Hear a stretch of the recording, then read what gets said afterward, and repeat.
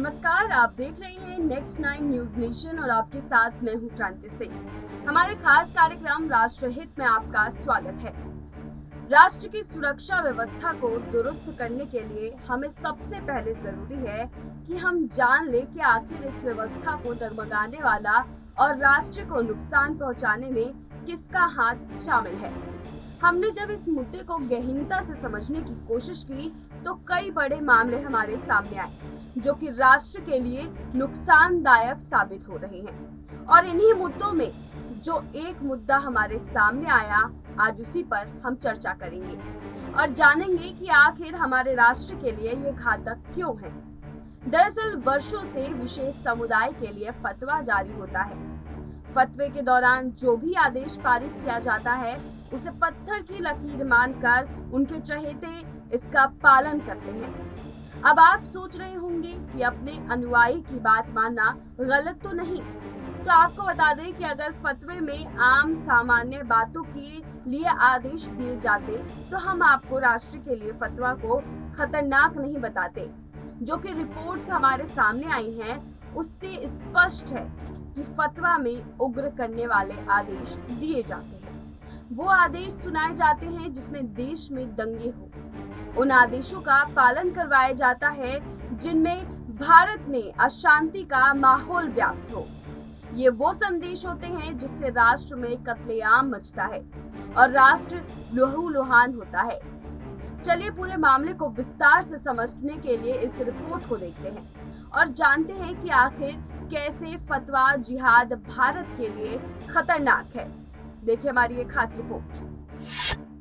धर्मनिरपेक्षता पर इस्लामिक प्रहार, भारत की आजादी पर मंडरा रहा खतरा, इस्लाम के नाम पर चढ़ रही देश की बलि, देश में फैल रहा फतवा जिहाद का फैलाव, फतवा जारी कर फैलाए जा रहे दंगे, इस्लामिक कट्टरता के सामने भारत की धर्मनिरपेक्षता। आखिर कब फतवा जिहाद के चंगुल से आजाद होगा भारत? भारत एक धर्मनिरपेक्ष देश है और हमारी धर्मनिरपेक्षता हम ही पर भारी पड़ता रहता है।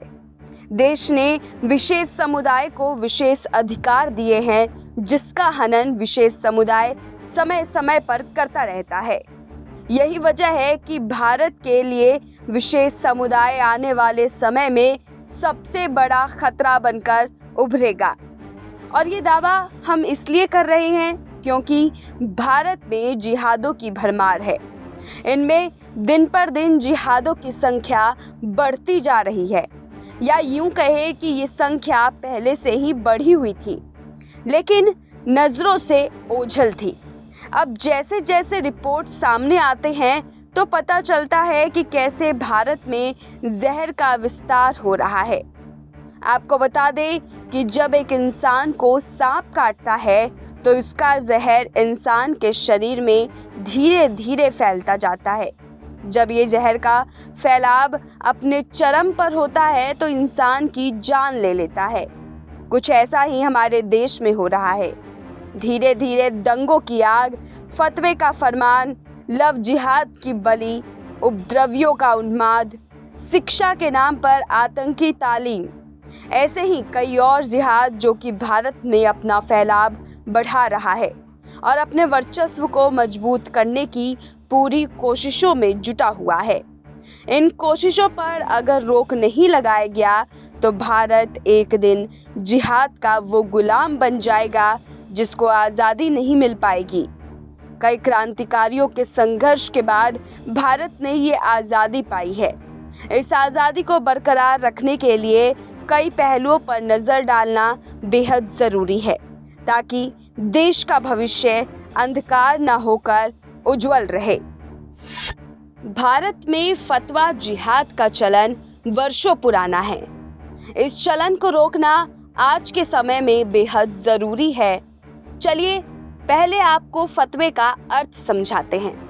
दरअसल आसान शब्दों में कहा जाए तो इस्लाम से जुड़े किसी मसले पर कुरान और हदीस की रोशनी में जो हुक्म जारी किया जाए वो फतवा है। पैगंबर मोहम्मद ने इस्लाम के हिसाब से जिस तरह से अपना जीवन व्यतीत किया, उसकी जो प्रामाणिक मिसाइलें हैं उसे हदीस कहते हैं।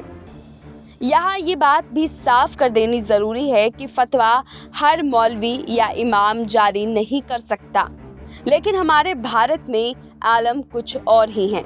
भारत में कुछ मुद्दा चल रहा हो, अगर वो मुस्लिमों के हक में नहीं होता तो फतवा जारी कर दिया जाता है, और इस फतवे की आग तब तक नहीं बुझती जब तक देश में अशांति न फैल जाए।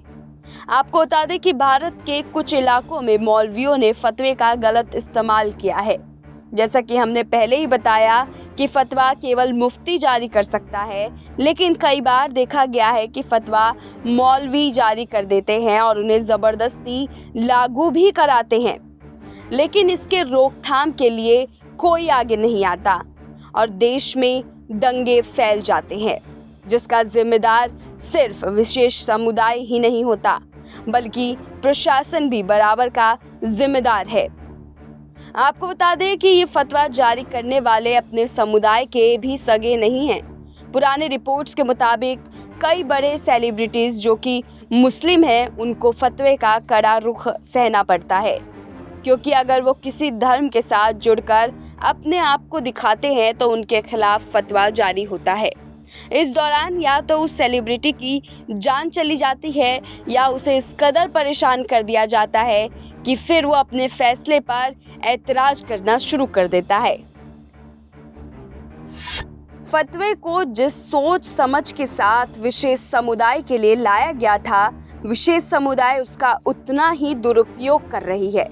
विशेष समुदाय ये क्यों नहीं मान लेती कि भारत उनके समुदाय के लिए हमेशा तट पर खड़ा रहता है, वरना इतने घाव झेलने के बाद आखिर कैसे कोई देश उन्हीं के लिए कानून व्यवस्था लेकर आती है, गरीबी के आलम में सभी सुविधाएं उपलब्ध कराती है, लेकिन फिर भी विशेष समुदाय तो अपने आका के कहे अनुसार ही चलती है, जिसकी तस्वीर हमें कई बार देखने को मिली।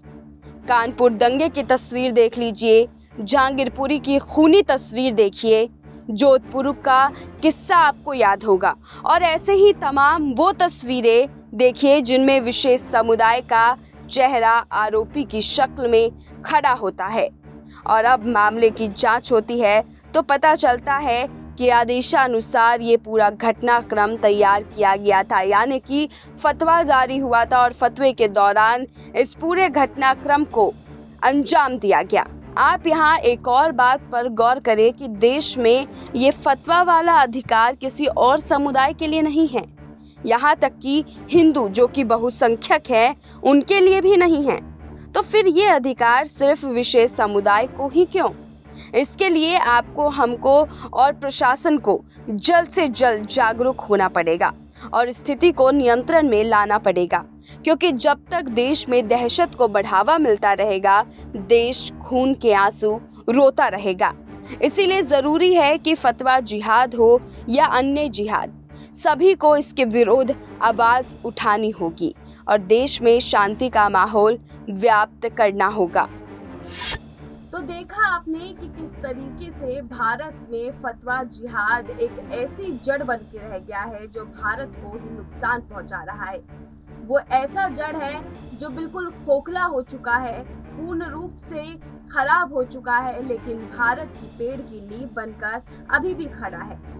अब आप देख सकते हैं कि भारत के फलने फूलने के लिए जो विकास में रास्ता चाहिए था, उस जगह पर इस तरीके के जिहाद जो है वो सामने आते हैं।